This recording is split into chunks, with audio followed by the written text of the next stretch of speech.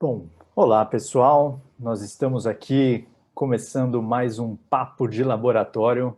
Papo de Laboratório, como tradicionalmente vocês têm acompanhado, é esse espaço que após as palestras nós nos juntamos aqui neste boteco, ou melhor, numa cafeteria, né? Um boteco não, nós nos juntamos aqui na cafeteria para conversar sobre assuntos correlatos ao que foi tratado na palestra, né? Então, alguma coisa que não deu para desenvolver melhor durante a palestra, ou outros assuntos que podem ser linkados àquilo que foi dito, que foi resvalado, que seja, durante a exposição. Hoje, então, nós estamos aqui, pós-palestra proferida pelo professor Alberto Cabral, um destes quadradinhos que acena para vocês agora, e a palestra foi sobre controvérsias da espiritualidade, transmigração e os mitos dimensionais. Então, nós vamos conversar aqui um pouquinho sobre algumas coisas que podem ser desdobradas a partir do que foi tratado ali. E antes de nós entrarmos direito aqui no nosso papo de laboratório, eu só queria fazer um pequeno quase parênteses sobre algumas das coisas que foram faladas lá no Fala Aí, mais especificamente sobre a reencarnação. Eu queria chamar a atenção das pessoas sobre uma possibilidade que há de você falar sobre alguns casos desses possíveis de reencarnação, que é um estudo que está sendo realizado por um desses núcleos de pesquisa em espiritualidade e saúde, semelhante ao que nós temos aqui no Instituto de Psiquiatria da USP, né, o PROCER. Nós temos um lá na Universidade de Juiz de Fora também, né, lá em Minas Gerais, que é o NUPES, é o Núcleo de Pesquisa em Espiritualidade e Saúde da UFJF, e eles estão fazendo uma pesquisa que é um levantamento nacional de casos sugestivos de reencarnação na população brasileira. Então eu convido a todos que dê aí um Google sobre NUPES, pesquisa, espiritualidade, sei lá, UFJF, né, Universidade Federal de Juiz de Fora, que você deve encontrar. Eles têm um grupo de pesquisa forte lá, e eles estão fazendo essa pesquisa em parceria com um pesquisador da Universidade de Virgínia, que eles têm catalogado aí mais de 2.000 casos pelo mundo que já passaram, né? Então esse estudo ele é bem feito, né? Então ele tem vários crivos, várias fases, e esses 2.000 casos são aqueles que já passaram por todos esses filtros que eles utilizam, e são casos realmente que deixam com a pulga e o cachorro inteiro atrás da orelha, né? Então, se você tem um caso assim ou conhece alguém que poderia ter, tem formulários ali, termos de consentimento, inclusive, para você ou a pessoa preencher. Então, é só um pequeno anúncio, fazendo um parêntesezinho antes da gente começar. Bom, mas então, vindo aqui agora para o nosso boteco, cafeteria, vindo agora aqui para a nossa cafeteria, do nosso papo de laboratório, uma coisa que eu gostaria de chutar a bola para vocês é sobre um dos temas que foi aí central durante a exposição do Cabral, que foi sobre esse uso que nós temos aí na espiritualidade, né, nos meios espiritualistas, nos vários grupos espiritualistas, sobre alguns dos termos que são usados na ciência, né, são termos técnicos utilizados pelos cientistas nas mais diversas áreas, que eles são, às vezes, até eu posso usar, sequestrados por esses grupos espiritualistas e meio que, muitas vezes, acochambrado, né, usado aí de um jeito em que ele é bastante inapropriado, várias vezes, mas utilizado para fazer referência a alguma das coisas no meio espiritual, né? E aí, então, nós tivemos ali na exposição do Cabral sobre as dimensões, por exemplo, né? Um que eu poderia citar aqui como um dos mais utilizados de forma não tão apropriada assim, a física quântica, né? O termo quântico, né? Nós temos aí o próprio DNA e as fitas de DNA sendo utilizadas também, mas então são termos que eles são próprios da ciência, utilizados nos meios espiritualistas. E aí uma das coisas que eu gostaria aqui de pôr para a nossa conversa era justamente sobre esses usos. O que vocês acham disso em termos gerais? E pegando assim mais especificamente sobre a necessidade que os espiritualistas, que os grupos espiritualistas têm, as razões por trás dessa necessidade, por que será que as pessoas fazem isso, né? Se apropriam desses termos, dessas formas aí bem frouxas, por assim dizer, né? E qual vocês acham que é o impacto disso, até para os meios espiritualistas, perante a visão dos cientistas, perante a visão das pessoas que conhecem minimamente das ciências das quais esses termos foram retirados. Então, para a gente começar a conversar aqui, queria pegar por esses dois lados, né? Do lado espiritualista, a necessidade de fazer isso, e do público externo, por assim dizer, qual a visão que esse público externo fica das seitas, dos meios, etc. e tal, espiritualistas que fazem essa prática. Então, chuto a bola para vocês e vou ali tomar um café. Eu posso começar falando um pouco. Eu vejo como esses grupos, né, que começam, e até religiões, né, determinadas religiões se apropriam de termos por uma necessidade de reconhecimento, né, de legitimação, de alguma forma, daquilo que é dito dentro desse grupo. Então, se apropriam de uma palavra, por exemplo, que passa a ser reconhecida como uma descrição, às vezes, do meio científico mesmo, né, de descrever um fenômeno ou algo assim, e se apropria daquele termo na tentativa de também trazer essa mesma legitimação para esse meio de religioso ou de grupo esotérico e por aí vai, né. Vou deixar, o escopo amplo aqui para se pensar isso. Isso é complicado, né, porque ao longo da história a gente tem, exemplos de, termos que foram utilizados dessa forma e sem a devida cautela. Isso acaba corrompendo o uso do termo, né, acaba banalizando muitas vezes o uso do termo, que inicialmente é um uso sério, né, dentro de um meio, experimental, científico, e aí quando isso acontece, essa corruptela, essa corrupção, digamos assim, né, terminológica, isso tira a validação do lado sério da questão. Não que seja proibido, a meu ver, seria interessante, porque a língua e o uso, a apropriação de termos dentro do idioma é comum, esse fluxo, né, o idioma é algo dinâmico, isso acontece e não não vai parar de acontecer. A questão é se ter o cuidado de quando se apropria de um determinado termo, trazer a explicação, né, correta, séria, o mais aproximado possível do uso daquele termo para esse outro enfoque.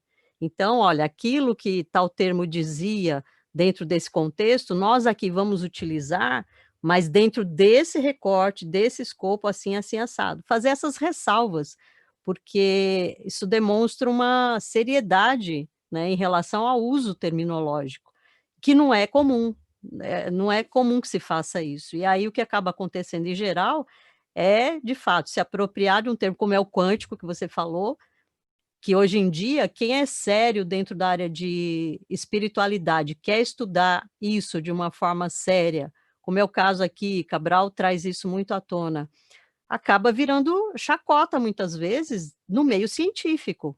Por quê? Porque, esses grupos foram usando o termo quântico, banalizando o termo, como se tudo fosse quântico, qualquer coisa é quântico, e isso acaba gerando esse tipo de ruído que é prejudicial para a própria espiritualidade, né, para o próprio espiritualista que é sério, que quer estudar isso a sério. Então é um cuidado que a gente precisa ter, que aqui no CEFRA a gente está sempre trazendo isso à tona, o Cabral até, né, tem um zelo extra em relação a isso, justamente para a gente manter a seriedade dos termos, né.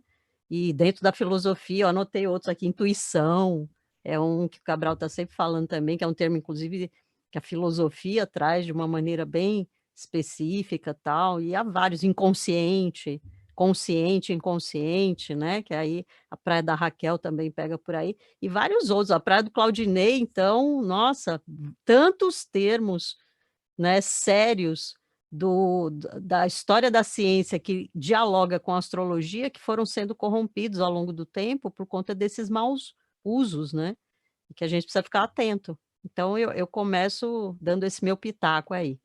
Quem quiser pegar a bola quicando aí, bem-vindo. Eu vou dar a sequência. Eu estava pensando dentro dessa mesma linha de raciocínio que a Marcinha, e eu expandiria, não, diria que não são só grupos espiritualistas que fazem isso. Né? Acho que sociedades humanas, seres humanos fazem isso de forma geral. Já tem uns 20 anos ou mais que o termo da moda era ecológico.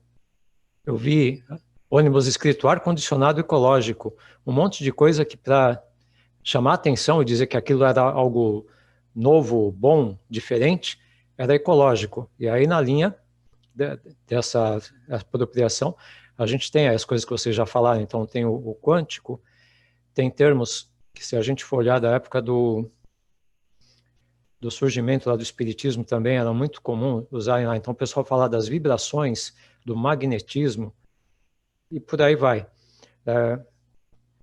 Que mais? As vibrações, magnetismo. Bom, dentro da astrologia, então, o vocabulário astrológico foi apropriado por todo mundo que você possa imaginar e usado das mais diversas maneiras. O que eu consigo pensar para justificar isso daí é uma necessidade de procurar validação daquilo que as pessoas estão apresentando. Então, associando então o que elas estão querendo passar com algo que as outras pessoas ouvem falar, parece que é uma coisa boa, avançada, sofisticada, mas não sabem exatamente o que é. Então, a partir daí, você começa a usar os termos de uma maneira extremamente flexível, em que pode significar qualquer coisa. E aí a desvantagem, como já foi pontuado pela Márcia, é que você começa a perder credibilidade. Então, a tentativa inicial de chamar a atenção e dar credibilidade acaba sendo tão mal aproveitada, mal utilizada, que perde a credibilidade. Então, eu lembro que, inclusive, quando eu comecei a estudar astrologia, eu trabalhava em TI. As pessoas me viram com o livro de astrologia, cara, foi assim, uma zoação danada. Quando é que eu tive sossego? Quando eu peguei os caras que estavam me zoando, falei, legal, então vamos ver o teu mapa? Teve gente que não quis, aí parou de me encher a paciência. Teve gente que, tá bom, então vamos ver esse negócio. Aí você faz e mostra o contexto certo e como aquilo funciona, muda a percepção da pessoa. Mas por que ela tinha aquela ideia equivocada? Porque ela não sabe o que é, viu uma série de má utilizações do termo e com isso daí comprometeu. Então, para o uso de dimensão, quântico, ecológico e por aí vai, eu acho que acontece a mesma coisa. Talvez a Raquel possa complementar alguma coisa sobre essa necessidade de estar associado a alguma coisa importante que parece que é boa. Não sei. Dá para ser, Raquel? Dá para ser, sim, Claudinei. Estava pensando aqui e endosso 100% o que a Márcia falou, o que você falou, nesse sentido de usarem, né, os termos para gerar uma credibilidade, né, essa necessidade, essa coisa científica. E eu me colocando como leiga, né, por exemplo, eu estudei ali, sou totalmente verde ainda na física, né? Mas uma pessoa que fala de uma forma, com uma certa propriedade, com uma certa segurança, você que não entende nada do negócio, você acha que, puxa, essa pessoa manja pra caramba, essa pessoa, né? E no final a pessoa está só dando uma ajeitada para passar a mensagem. Então, assim, ao mesmo tempo, as pessoas, eu acho que está diluindo, né, essas informações, as pessoas estão querendo cada vez mais falarem sobre isso, até porque é chato dizer, mas muitas pessoas também não têm só o interesse, por mais que não tenham todas as informações, não sabe a fundo o significado da dimensão, da palavra dimensão, das dimensões, ou a física quântica, tudo mais, mas às vezes podem estarem com outras intenções, não lá muito né, legais, mas por ter um jeito de dizer, uma forma de falar, você que acha que não entende, não tem as referências, você entra na história, né? Então, eu acho muito delicado. Mas, por outro lado,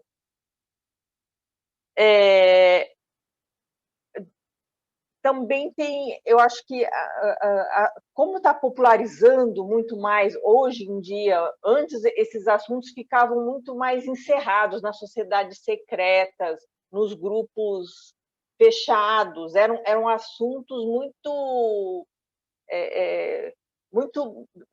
assim, muito contido, né? Muito com pessoas seletas, aquela história toda. Eu vejo, assim, tirando esse lado que virou um carnaval de conceitos mas eu acho que também as informações estão abrindo. Eu acho que hoje não tem mais uma coisa secreta, uma coisa esotérica, que era só de um grupo específico que tinha acesso àquelas informações.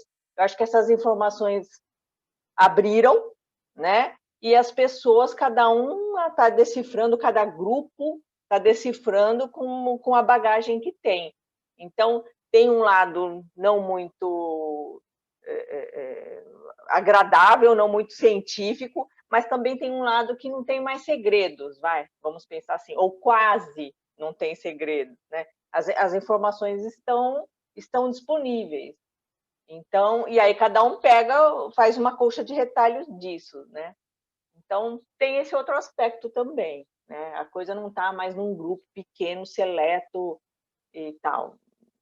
A coisa abriu. Quem quiser, depois corre atrás das informações para saber o que significa realmente, conceitualmente, cada palavra, a profundidade disso, mas hoje em dia ninguém pode falar que não tem acesso às informações, né? Então, eu vejo um pouco por aí.